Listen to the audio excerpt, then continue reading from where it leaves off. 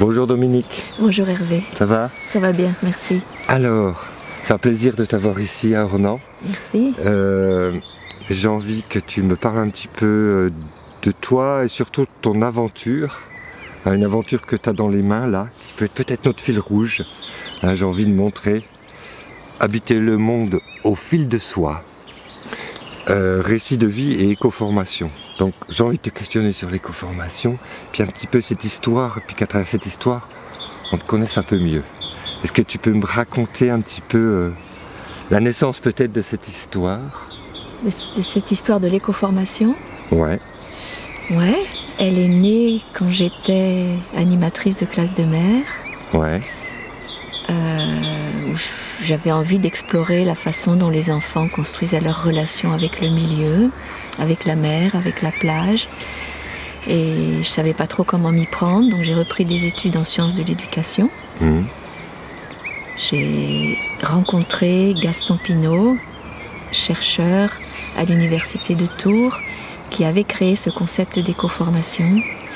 Et ça a été une révélation pour moi, ce mot, qui veut dire la formation que chacun reçoit par contact direct avec l'environnement. Ouais, ça me parle ce que je dis là. Contact direct. C'est ça. Contact direct, immersif, et puis après réflexif. On y viendra après peut-être sur le réflexif. Ouais.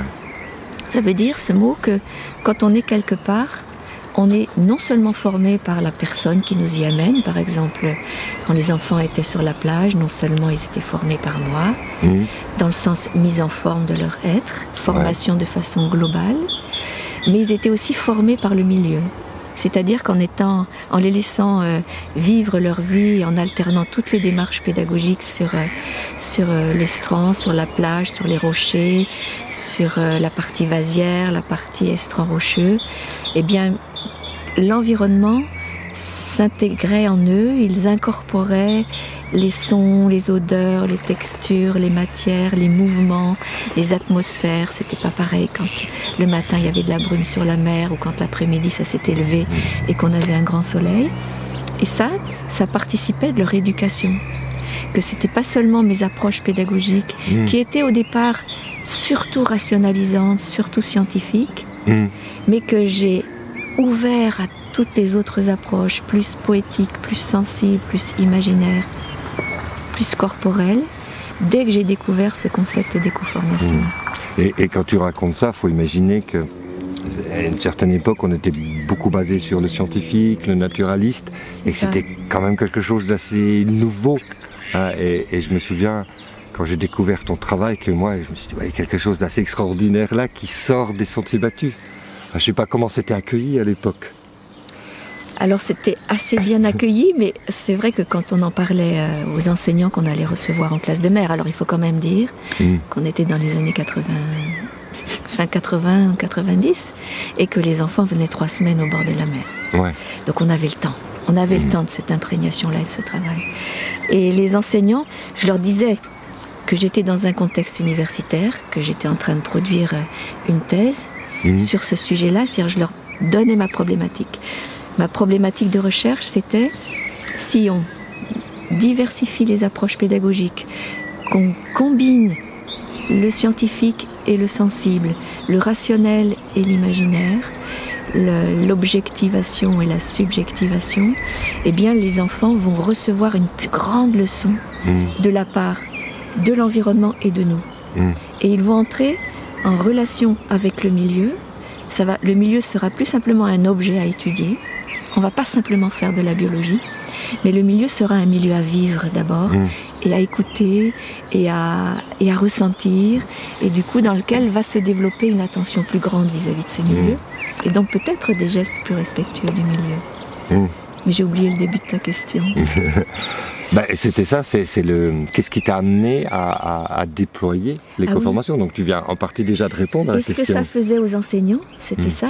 Et donc comme je leur expliquais ma problématique, qu'on était quand même dans une démarche scientifique, ils étaient prêts à expérimenter. Une forme de validation de ça. C'est ça, et je les ai intégrés parce que les enfants, pour faire ma recherche, je les faisais écrire des textes au début et avant la fin.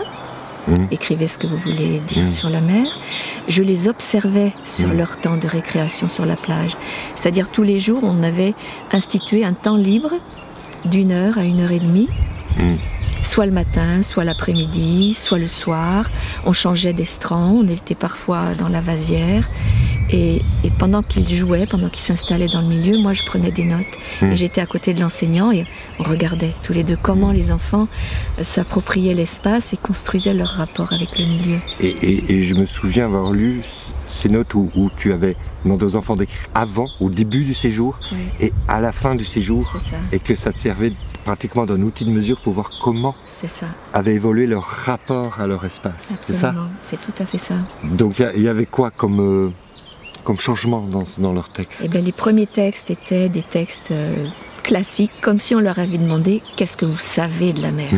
Ma formule était « Qu'avez-vous envie de dire ?» Écrivez ce que vous avez envie d'écrire. D'accord, t'emmenais pas sur des intentions, c'était l'ouvert. Voilà. Donc c'était une liste de course un peu. Et eux, il y a des ils me coquillages, disaient, il y a du machin, voilà, la mer c'est 70% de la planète, dedans on peut y faire du bateau, on peut se baigner, il y a des coquillages, des Bernard l'Ermite. Fiche technique. Fiche technique. La leçon, ce qu'il faut que je retienne. D'accord. Alors qu'à la fin, il mélangeait les types de savoir dans les textes. Il pouvait partir sur de la poésie, et puis faire de la prose, et puis raconter comment un Bernard l'Ermite pouvait changer de coquille, parce que lui ne sait pas fabriquer sa carapace. C'est-à-dire, dans le récit, on avait tous les types de savoir. Et du sensoriel aussi. Et du sensoriel. J'ai un souvenir, ça date d'un bout de temps, mais d'un enfant qui racontait qu'il aimait bien le sable, qui passait entre ses doigts de pied à pieds nus. Je sais pas si c'est ça. Il y a ça aussi, oui. Donc c'était ouvert à tous les sens, en fait. C'était ouvert à toutes les formes de relations que l'on a avec le monde. Et du coup, il savait qu'il pouvait aussi bien, qu'il était autorisé d'entrer en relation sensible, d'entrer en relation sensorielle, d'entrer en relation imaginaire ou d'entrer en relation scientifique avec le milieu, mais que toutes ces formes de relations produisaient une complexité du rapport au monde et un autre regard sur le milieu. Est-ce que le terme écoformation était déjà là à cette époque? Oui. Ou ça arrive après? Il était là à cette époque. Et en ayant cette compréhension, ça a été quoi la suite de l'histoire du coup? Parce que c'est une sorte de... Tu découvres un trésor un peu là quelque part. Et qu'est-ce que tu en fais de ce trésor? Du coup après j'ai démultiplié ce genre de classe de mer et puis j'en ai parlé. Je me suis mise à en parler, à changer de métier après aussi. Je suis devenue plutôt formatrice, accompagnatrice de projets, consultante, en essayant toujours de combiner ces approches. J'ai écrit des livres. Et j'ai continué de faire des observations, de faire des recherches sur ce type-là. J'aurais voulu continuer d'observer des enfants sur plusieurs années pour voir, parce que ces enfants que j'avais 3 semaines, il s'est passé quelque chose sur les 3 semaines, mais qu'est-ce qui se joue derrière? Je ne pouvais pas le dire. Mais je ne pouvais pas mettre en place toute une cohorte sur plusieurs années, comme on peut le faire en sociologie par exemple. Donc j'ai pris le processus à l'inverse. Je suis allée interroger des adultes. Sur leur histoire? Sur leur histoire. Des adultes qui étaient tous engagés, soit dans l'éducation à la nature, soit dans l'environnement, soit dans d'autres façons de vivre avec l'environnement. C'est-à-dire ils avaient déjà des modes de vie précautionneux de leur rapport à l'eau, leur rapport à la matière, leur rapport au déplacement, leur rapport... ils faisaient gaffe, quoi. De ni polluer, ni trop dégrader, ni... Et t'es allé chercher dans leur récit, qu'est-ce qui a fait qu'à un moment, c'est tissé quelque chose qui les a amenés à être ça. C'est ça. Et presque toujours, parce qu'il n'y a pas que ça, il y a eu d'autres processus, mais presque toujours, on remonte à l'enfance, et on remonte à une enfance où il y a eu ce temps d'immersion et de contact direct avec le milieu. Il y a eu les jeux de l'enfance, il y a eu le jardinage avec le grand-père, il y a eu les balades dans les forêts, il y a eu aller ramasser des champignons, il y a eu la pêche à la ligne, il y a eu les randonnées avec un âne en montagne. Il y a d'abord eu ce temps, en fait. Il y a d'abord eu ce temps d'imprégnation corporelle du milieu, cette imprégnation corporelle qui fait que quand on ferme les yeux et qu'on se replonge dans des lieux de l'enfance, on le revoit assez nettement. On entend les sons, on a les odeurs qui nous reviennent, on a les textures, on revit. On tremble parce que ces matins-là, il faisait froid. Et là, quand on peut faire juste ce petit travail-là, ça veut dire qu'on commence à explorer nos écoformations. Ça veut dire qu'on a été écoformé par le milieu dans lequel on a grandi, qu'on a investigué, que la vie quotidienne dans ces milieux-là, quoi. Mais ça me fait poser une question, c'est-à-dire que quelqu'un qui qui s'en fiche de l'environnement, qui n'a pas cette sensibilité, parce que dans son histoire, il n'a pas été immergé. Est-ce qu'adulte, ça veut dire qu'il a encore temps, ou que le chemin, c'est, on le remet dans cette nature? Oui. Ou est-ce qu'à un moment, c'est trop tard? Non, c'est jamais trop tard. Ouais. Non, ça c'est une des révélations des recherches Donc, sur la formation. Il y a plein d'hommes politiques qu'il faudrait qu'on remette au fin fond de la forêt, ou Oui, vivent des c'est ça. choses puissantes. C'est ça, faut qu'ils aillent avec Hervé Brugnot faire des stages et des expériences. Oui, les remettre dehors. Mais avant de pouvoir les remettre dehors, parce que c'est compliqué, hein, les gens ont un rapport maintenant tellement distancié qu'ils peuvent avoir trop peur. C'est ça. Donc, soit on a du temps devant nous pour qu'il se passe quelque chose, soit c'est un milieu pas trop angoissant pour qu'on puisse quand même vivre des choses, mais aussi, et c'est ce que j'ai fait dans ma carrière de formatrice, avec des gens qui venaient d'espaces très urbanisés, c'est de les faire travailler sur leur propre rapport à ce milieu-là dans lequel ils ont grandi. Oui, qui peut être urbain. Qui peut être urbain, tout à fait, mais on peut de la même manière se remémorer qu'est-ce que je faisais quand j'étais gamin, et que j'allais dans la rue, et que je jouais avec les copains, avec les copines, et que je marchais sur le trottoir. Les co-formations, c'est pas réservé au milieu naturel, c'est ça que tu es en train de dire. C'est ça. L'oikos, c'est l'environnement, du grec oikos, habitat, milieu. Eh bien, on n'est pas tous amenés à grandir dans la nature, et de moins en moins. On est de moins en moins nombreux à avoir une enfance un peu de nature. Et donc, c'est commencer par ça. Et vous? On fait le même travail. On explore de la même manière. Fermez les yeux. Remettez-vous dans un espace dans lequel, dans votre enfance, vous vous êtes bien senti. Plutôt un espace extérieur, quand même. Et on travaille sur la sensorialité. Faites remonter les odeurs, les sons, les matières, les ambiances, les lumières, les courants d'air, est-ce que c'était des habitats verticaux, des habitats horizontaux? Et on voit que eux aussi, ils arrivent à exprimer une sensibilité de leur milieu d'enfance. Et puis après, si on a le temps, on les emmène sur, mais là où vous étiez, il y avait de l'air. L'air, c'est quoi? C'est la nature. Et l'air, il traverse. Il n'est pas juste cantonné à votre rue. Hein, il vient, il se balade, il traverse la ville. Il y a le ciel, il y a de l'eau, il y a de la matière. D'où vient la matière de vos habitats? Et puis doucement, on peut... Alors, j'ai pas eu le temps de faire ce travail jusqu'au bout. Et si maintenant on allait un peu plus loin, si on suivait justement le cours de l'eau, si on remontait par exemple, il y a une rivière qui coule au milieu de votre ville, si on remontait jusqu'à la source et qu'on arrive à la nature, est-ce qu'on pourrait doucement se familiariser avec la source de ça? Avec la source de ça. Et tout ça, ce sont des espaces de continuité, en fait. D'accord. Et ouais, quand tu racontes ça, ça résonne avec... je travaille sur les aménagements de cours d'école et avec les enseignants ou même quelques élus. Je fais ce travail de les renvoyer à leur enfance dans leur cours d'école. Qu'est-ce qui résonnait ou leurs besoins. Donc ça, je pense que c'est des chemins intéressants pour toucher sur un sujet et raisonner avec sa propre histoire. Sa propre histoire, ça c'est fondamental. Et du coup, là, je montrais un livre au début. Là, il y a peu de temps, il y a eu une aventure aussi avec un groupe où vous êtes allés, tu les as accompagnés pour qu'ils racontent leur histoire. Et j'ai envie que tu nous dises un petit peu, c'est quoi cette histoire qui a amené à une écriture collective, c'est ça? Oui, c'est ça. De récits, de connexion à la nature. Oui, mais parce qu'en fait, pour que l'éco-formation soit vraiment... qu'elle prenne toute son amplitude, il ne faut pas seulement vivre les milieux, il faut pouvoir en parler. Il faut pouvoir amener à la conscience. Donc c'est l'étape que tu disais tout à l'heure importante de la réflexivité. Réflexivité. Avoir un retour sur l'expérience, se souvenir, mettre des mots. Et ça sert à quoi ça, de mettre des mots? Et ça sert à faire venir à la conscience l'importance que le monde non humain a dans notre vie. Ça cristallise les choses? Voilà. Ça les cristallise, ça les fait advenir.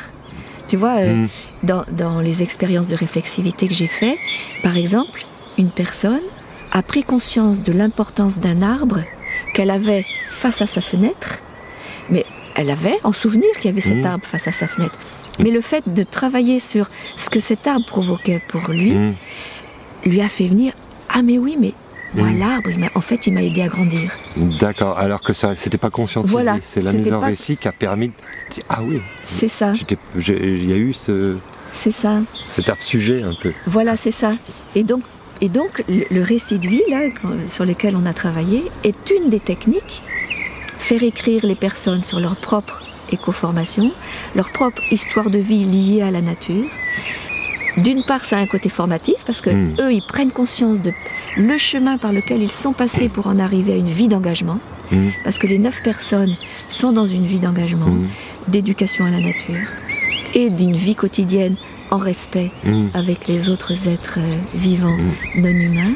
Et donc, comment on en arrive à ça sans injonction, sans discours moralisateur, sans tu dois faire ci, tu ne dois pas faire ça. Ah oui, ça, et en fait, c'est une émergence au cours de la vie de...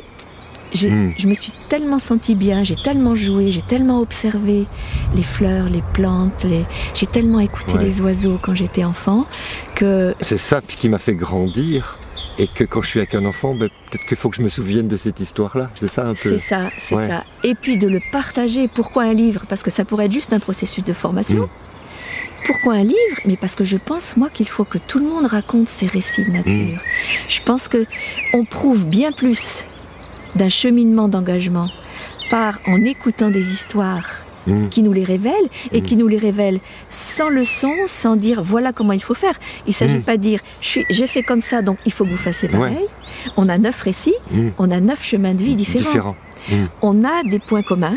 On a des points communs, on a des moments forts, on a des souvenirs de rencontres par exemple avec des animaux ou avec des végétaux qui cristallisent un moment de la vie et qui disent il y a un avant et un après. Donc il y a des moments comme ça. Il y a aussi des moments qui reviennent qui sont parce que j'ai dû partir, ça m'a tellement manqué.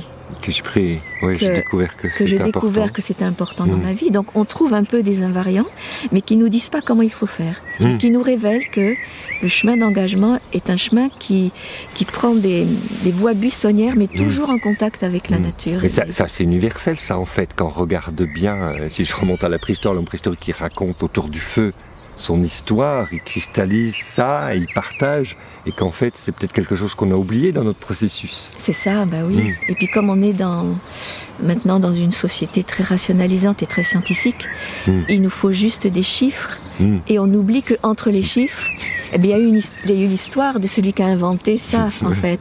Les résultats, il y a des gens, de plus en plus d'ailleurs dans la recherche, avant dans la recherche, on faisait fi du chercheur. Oui, on devait dire on. On devait dire neutraliser. Même nous. D'accord. Nous avons découvert qu'il n'y a qu'une personne toute seule. Et on oublie qu'elle a une sensibilité et un rapport différent. C'est ça, c'est la force d'Edgar Morin d'avoir aussi révélé ça, c'est que plus on révèle en fait la subjectivité et le récit du chercheur, et plus ça nous parle, son histoire, de comment il a découvert. Ça ne veut pas dire que ça nuit à l'objectivité, mais au contraire, on n'est pas des êtres d'objectivité, on est des êtres qui combinent objectivité et subjectivité. Tout à fait. Et donc autant le reconnaître et le vivre le plus amplement possible, et c'est là qu'on est dans la justesse. Ok. Ça... C'est un peu ce que disait Gaston Bachelard, le grand épistémologue qui a beaucoup travaillé sur l'imaginaire de l'eau, l'imaginaire de l'air, l'imaginaire de la différents terre, éléments. les 4 éléments. Lui qui est un grand scientifique, lui qui a une double voie, épistémologie des sciences et travail sur l'imaginaire, il a fini par dire le monde doit être beau avant d'être vrai. C'est-à-dire que c'est parce qu'il y a quelque chose qui éveille notre curiosité, qui nous attire, qui nous émeut, qu'on va se poser la question, on entend un chant d'oiseau. Mais qui es-tu toi? Et du coup, on va aller chercher. Cette beauté va faire chercher la connaissance. Va faire advenir l'envie de la connaissance. Et du coup, la connaissance va s'incruster, va partir de cette expérience sensible. Oui, on a un peu oublié et donc, tout ça. On va la retenir bien mieux. Plutôt que d'écouter une leçon et d'apprendre le soir, et lui, c'est ça, c'est ça, c'est ça. Parce que j'aurais entendu l'oiseau, parce que je me souviendrai qu'on était sur le bord d'un muret, que c'était le jour qui descendait, que le soleil baissait. Je vais avoir ça qui va rester en ma mémoire et je vais me retenir le chant d'oiseau. D'accord. Et je crois que c'est le merle, je crois. Ça doit être le merle.